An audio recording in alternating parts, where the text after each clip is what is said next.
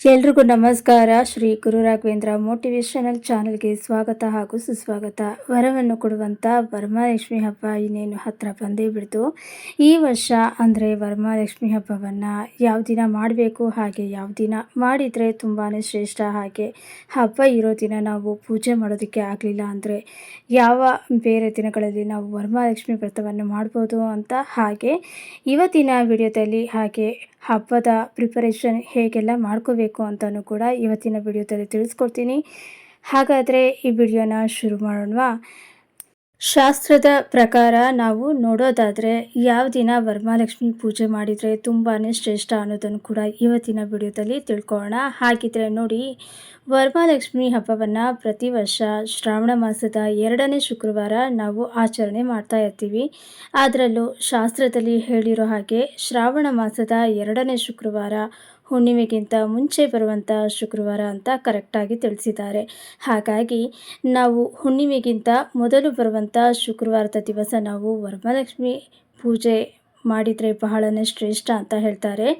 ಇನ್ನು ಕೆಲವೊಬ್ಬರಿಗೆ ಕೆಲವೊಂದು ಕಾರಣಗಳಿಂದ ಹಬ್ಬ ಇರೋ ದಿನವೇ ಪೂಜೆ ಮಾಡೋದಕ್ಕೆ ಆಗಲ್ಲ ಅಂಥವರು ಶ್ರಾವಣ ಮಾಸದ ಬೇರೆ ಯಾವುದೇ ಶುಕ್ರವಾರದಲ್ಲಿ ಮಾಡಿದರೂ ಕೂಡ ನಡೆಯುತ್ತೆ. ಆದರೆ ವಿಧಿ ಪ್ರಕಾರವಾಗಿ ನಾವು ವರಮಹಾಲಕ್ಷ್ಮಿ ಹಬ್ಬದ ದಿವಸನೇ ಪೂಜೆ ಮಾಡಬೇಕು ಅಂದ್ಕೊಂಡಿರೋರಿಗೆ ಇವತ್ತು ಯಾವ ಡೇಟಲ್ಲಿ ಪೂಜೆ ಮಾಡಬೇಕು ಅನ್ನೋದನ್ನು ಕೂಡ ತಿಳಿಸ್ಕೊಡ್ತೀನಿ. ಮೊದಲಿಗೆ ಈ ವರ್ಷ ಗೊಂದಲ ಇರುವಂಥ ಡೇಟ್ಗಳು ಯಾವುದು ಅಂತ ತಿಳ್ಕೊಳ್ಳೋಣ. ಆ ನಂತರ ಯಾವ ದಿನ ನಾವು ಪೂಜೆ ಮಾಡಿದರೆ ಶ್ರೇಷ್ಠ ಅನ್ನೋದನ್ನು ತಿಳಿಸ್ಕೊಡ್ತೀನಿ. ನೋಡಿ, ವರಮಹಾಲಕ್ಷ್ಮಿ ಹಬ್ಬ 2026ನೇ ಇಸ್ವಿಯಲ್ಲಿ ಕೆಲವೊಂದು ಕ್ಯಾಲೆಂಡರ್ಗಳಲ್ಲಿ ಆಗಸ್ಟ್ 21ನೇ ತಾರೀಕು ಅಂತ ಕೊಟ್ಟಿದ್ರೆ, ಇನ್ನು ಕೆಲವು ಕ್ಯಾಲೆಂಡರ್ಗಳಲ್ಲಿ ಆಗಸ್ಟ್ 28ನೇ ತಾರೀಕು ಅಂತ ಕೊಟ್ಟಿದ್ದಾರೆ. ಹಾಗಾದರೆ ಆಗಸ್ಟ್ 21ನೇ ತಾರೀಕು ಆಚರಣೆ ಮಾಡಬೇಕಾ, ಆಗಸ್ಟ್ 28ನೇ ತಾರೀಕು ಆಚರಣೆ ಮಾಡಬೇಕಾ ಅಂತ ತುಂಬ ಜನರ ಗೊಂದಲ. ನಾವು ಯಾವ ದಿನ ಆಚರಣೆ ಮಾಡಬೇಕು ಅಂತ ತಿಳ್ಕೊಳ್ಳೋದಕ್ಕಿಂತ ಮುಂಚೆ ನಾವು ಶಾಸ್ತ್ರದ ಪ್ರಕಾರ ನೋಡೋದಾದರೆ ಶ್ರಾವಣ ಮಾಸದ 2ನೇ ಶುಕ್ರವಾರ ಹಾಗೆ ಹುಣ್ಣಿಮೆಗೂ ಮುಂಚೆ ಬರುವಂಥ ಶುಕ್ರವಾರದ ದಿವಸ ವರಮಹಾಲಕ್ಷ್ಮಿ ವ್ರತವನ್ನು ಮಾಡಬೇಕಾಗಿರೋದ್ರಿಂದ ಶ್ರಾವಣ ಮಾಸದ 2ನೇ ಶುಕ್ರವಾರ ಬಂದಿರೋದು ಆಗಸ್ಟ್ 21ನೇ ತಾರೀಕು. ಹಾಗಾಗಿ ಈ ವರ್ಷ ವರಮಹಾಲಕ್ಷ್ಮಿ ವ್ರತವನ್ನು ಶಾಸ್ತ್ರದ ಪ್ರಕಾರವಾಗಿ ನೀವು ಮಾಡೋದಾದರೆ ಆಗಸ್ಟ್ 21ನೇ ತಾರೀಕು ಶುಕ್ರವಾರದ ದಿವಸನೇ ಮಾಡಿದರೆ ಬಹಳನೇ ಶ್ರೇಷ್ಠ. ಹಾಗೆ ವರಮಹಾಲಕ್ಷ್ಮಿ ಹಬ್ಬಕ್ಕೆ ಯಾವ ಬಣ್ಣದ ಸೀರೆಯನ್ನು ತಗೋಬೇಕು, ಹಾಗೆ ಯಾವ ಬಣ್ಣದ ಸೀರೆ ಅಂದರೆ ತುಂಬಾ ಶ್ರೇಷ್ಠ. ಇನ್ನು ಲಕ್ಷ್ಮಿಗೆ ಸೀರೆ ಉಡಿಸುವಾಗ ಆ ಬ್ಲೌಸ್ನ ಕಟ್ ಮಾಡಬೇಕಾ ಅಥವಾ ಬೇಡವಾ, ಹಾಗೆ ಉಳಿಸ್ಬೇಕಾ ಅಂತ ತುಂಬ ಜನಕ್ಕೆ ಕನ್ಫ್ಯೂಷನ್ ಇರುತ್ತೆ. ಹಾಗೆ ಲಕ್ಷ್ಮಿಯನ್ನು ಯಾವ ದಿಕ್ಕಿಗೆ ಮುಖ ಮಾಡಿ ಕೂರಿಸಬೇಕು, ಯಾವ ಸಮಯದಲ್ಲಿ ನಾವು ಲಕ್ಷ್ಮಿ ಪೂಜೆಯನ್ನು ಮಾಡೋದ್ರಿಂದ ಪೂರ್ಣ ಪ್ರಮಾಣದ ಫಲಗಳು ನಮಗೆ ಲಭಿಸುತ್ತೆ. ವರಮಹಾಲಕ್ಷ್ಮಿ ಹಬ್ಬಕ್ಕೆ ನಾವು ಯಾವ ಸೀರೆ ಉಡಿಸಬೇಕು ಅಂತ ಅಂದರೆ ಹೊಸದಾಗಿ ಸೀರೆಯನ್ನು ತಗೊಂಡು ಬರಬೇಕಾಗುತ್ತೆ. ಕಾಟನ್ ಅಥವಾ ಸಿಲ್ಕ್ ಸೀರೆ ಅಂದರೆ ರೇಷ್ಮೆ ಸೀರೆಯನ್ನು ಉಡಿಸಿದರೆ ಬಹಳನೇ ಶ್ರೇಷ್ಠ.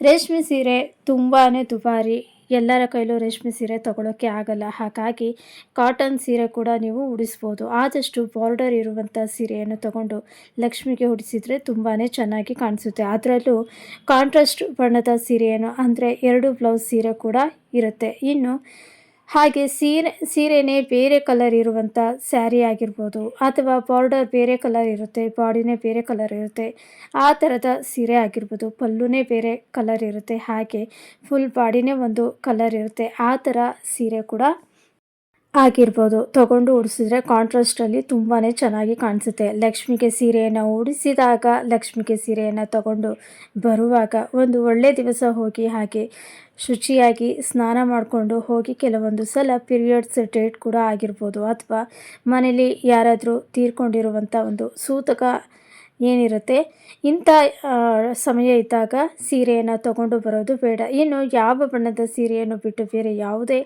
ಬಣ್ಣದ ಸೀರೆಯನ್ನು ಉಡಿಸ್ಬೋದು. ಅದರಲ್ಲೂ ತುಂಬ ಶ್ರೇಷ್ಠ ಯಾವುದು ಅಂತ ಅಂದರೆ ಕೆಂಪು, ಹಸಿರು, ಹಾಗೆ ಗುಲಾಬಿ, ಸರಸ್ವತಿ ಕಲರು, ಯೆಲ್ಲೋ, ಹಾಗೆ ರಾಮ ಬ್ಲೂ ಕಲರ್ ಕೂಡ ನೀವು ಉಡಿಸ್ಬೋದು. ಬ್ಲ್ಯಾಕ್ ಮತ್ತು ಬ್ಲೂ ಕಲರ್ ಅಂದರೆ ಸಿಮೆಂಟ್ ಕಲರ್, ಈ 2 ಕಲರ್ ಬಿಟ್ಟು ಬೇರೆ ಯಾವುದೇ ಬಣ್ಣದ ಸೀರೆಯನ್ನು ಉಡಿಸ್ಬೋದು. ಇನ್ನು ಲಕ್ಷ್ಮಿಯನ್ನು ಯಾವ ದಿಕ್ಕಿಗೆ ಮುಖ ಮಾಡಿ ಕೂರಿಸಬೇಕು ಅಂತ ಅಂದರೆ ಪೂರ್ವ ದಿಕ್ಕು ಅಥವಾ ಪಶ್ಚಿಮ ದಿಕ್ಕು ಅಥವಾ ಉತ್ತರ ದಿಕ್ಕಿಗೆ ಮುಖ ಮಾಡಿ ನೀವು ಲಕ್ಷ್ಮಿಯನ್ನು ಕೂರಿಸ್ಬೋದು.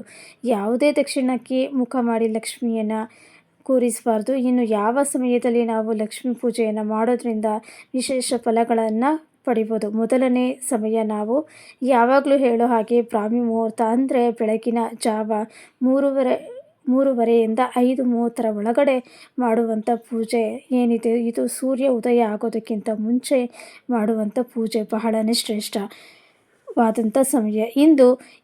ಈ ಸಮಯದಲ್ಲಿ ಲಕ್ಷ್ಮೀ ಪೂಜೆ ಮಾಡಿದರೆ ಪೂರ್ಣ ಪ್ರಮಾಣದ ಫಲವನ್ನು ಪಡಿಬೋದು. ಈ ಸಮಯ ಬಿಟ್ಟು ಬೆಳಗ್ಗೆ ಆದಷ್ಟು ಬೇಗ ಅಂದರೆ ಪೂಜೆ ಮಾಡೋಕ್ಕೆ ಬೆಳಗ್ಗೆ ಬೇಗ ಆಗಲ್ಲ ಅನ್ನೋರು ಸಂಜೆ ಗೋಧೂಳಿ ಸಮಯದಲ್ಲೂ ಕೂಡ ನೀವು ಲಕ್ಷ್ಮೀ ಪೂಜೆಯನ್ನು ಮಾಡ್ಬೋದು.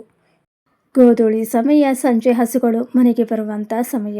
ಈ ಸಮಯದಲ್ಲಿ ಲಕ್ಷ್ಮೀ ಪೂಜೆ ಮಾಡಿದರೆ ಶ್ರೇಷ್ಠ. ನೋಡಿದ್ರಲ್ಲ ಸ್ನೇಹಿತರೆ, ಇವತ್ತಿನ ಈ ವಿಡಿಯೋದಲ್ಲಿ ವರಮಹಾಲಕ್ಷ್ಮಿ ವ್ರತ ಯಾವ ದಿನ ಬಂದಿದೆ, ಹಾಗೆ ಯಾವ ಬಣ್ಣದ ಸೀರೆಯನ್ನು ಉಡಿಸಬೇಕು, ಯಾವ ಸಮಯಕ್ಕೆ ಪೂಜೆಯನ್ನು ಮಾಡಿದರೆ ಪೂರ್ಣ ಫಲ ಸಿಗುತ್ತೆ ಅಂತ ತಿಳಿಸ್ಕೊಟ್ಟಿದ್ದೀನಿ.